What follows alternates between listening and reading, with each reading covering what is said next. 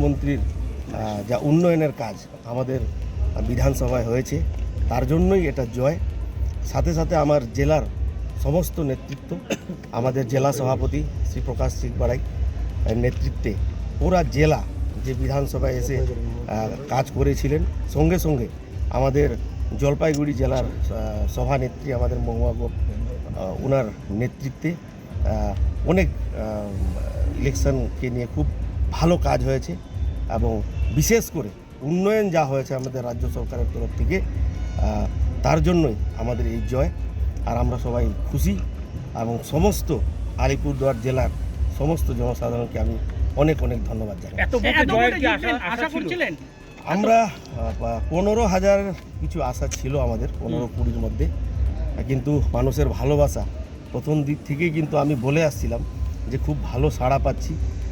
উন্নয়নটাকে কিন্তু মানুষ চোখে দেখছে। আপনারা সবাই জানেন যে আমাদের বিধানসভাটা চা বাগান অধ্যুষিত বিধানসভা এবং চা বাগানে প্রচুর কাজ কিন্তু আমাদের মুখ্যমন্ত্রী মমতা ব্যানার্জির আশীর্বাদে হয়েছে।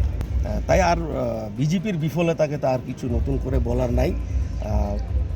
বিধায়ক এতদিন কাজ করেন নাই, মানুষ কিন্তু এখন আশা করি যে আগামী দিনেও কিন্তু এই জেলাটা তৃণমূল কংগ্রেসের সঙ্গে থাকবে।